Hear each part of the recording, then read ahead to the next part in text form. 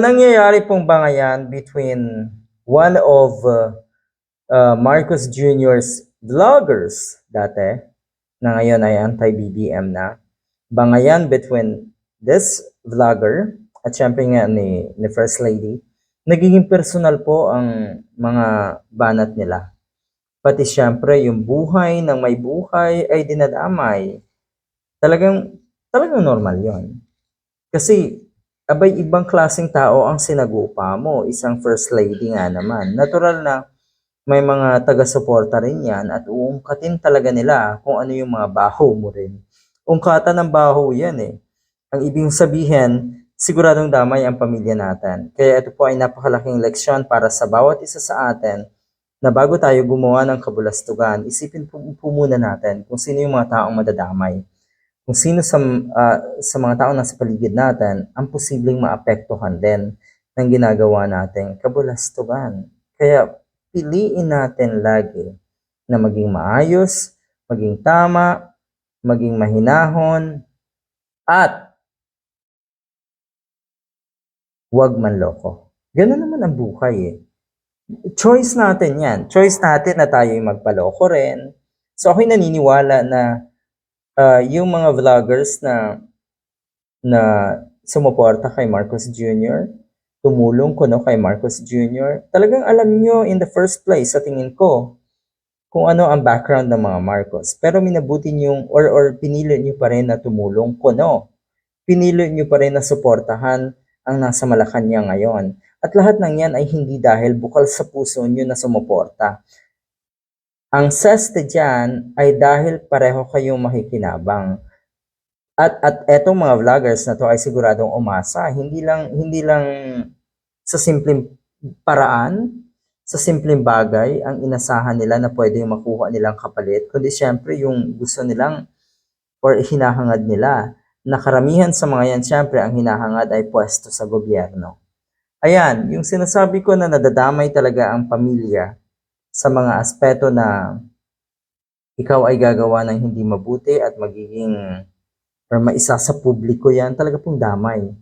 Damay ang pamilya natin. Alright, eto yon.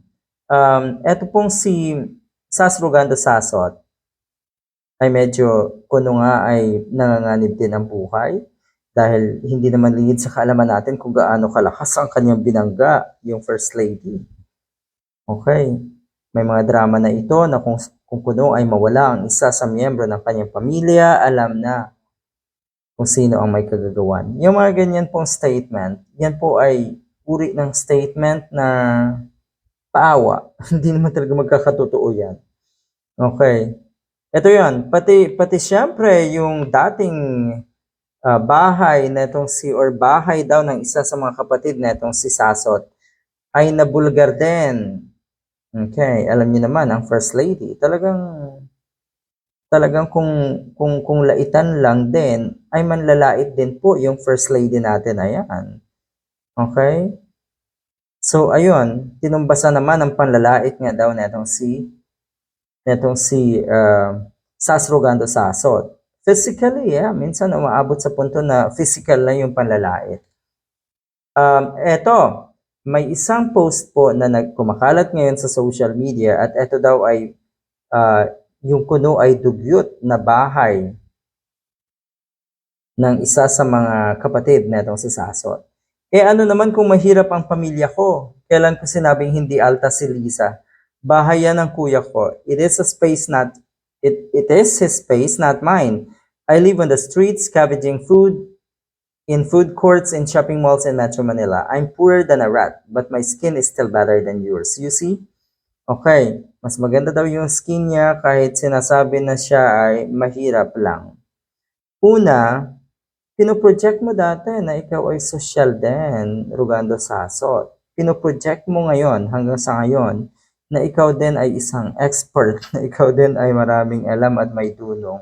Pero hindi, pinagluloko niyo po talaga ang mga kababayan natin at syempre ang mga followers niyo. So yung ganito na umaabot na sa punto na mas maganda yung skin mo kaysa sa ganito, napakababa na po ng usapin na yan. Sobrang baba na po.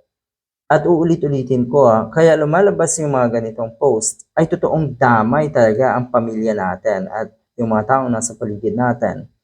Kung tayo ay gumagawa ng mga issue, kung tayo ay nasasangkot sa mga issue, lalo na po yung mga issue na puro negatibo, talagang damay sila. Kaya bago tayo gumawa ng mga kabalbalan, okay, isipin natin yung kapamilya natin, yung pamilya natin na siguradong maapektuhan din. Eto, Alan Troy, yan kasi ang pangalan daw na sa sasot nung siya ay lalaki pa. Makasabi ka na hindi alta si FL as if naman hindi dugyot ang bahay nyo na ginawang business space sa Sampaloc. Kaya pala ayaw mong tumira dyan. Dugyot daw etong bahay na ito ni Sasot. Ayan, pinakita. Naging business space na lang. Nagpapakaputa ka sa Europe, wala ka man lang residency visa. Ayun. Analyst yarn. Analyst daw kasi. So, itong mga ganitong post ay syempre, galing yan sa mga supporters na to, si Lisa Marcos, ng First Lady. Alam nyo na. So, etong gulo na ito, totoo na aabot ito even more than personal. Talagang maraming madadamay sa gulo na yan.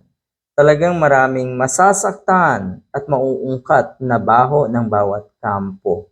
Yan po ang magiging result ng bangayan netong dalawang ito in general ng mga diehard at syempre ng mga pulahan.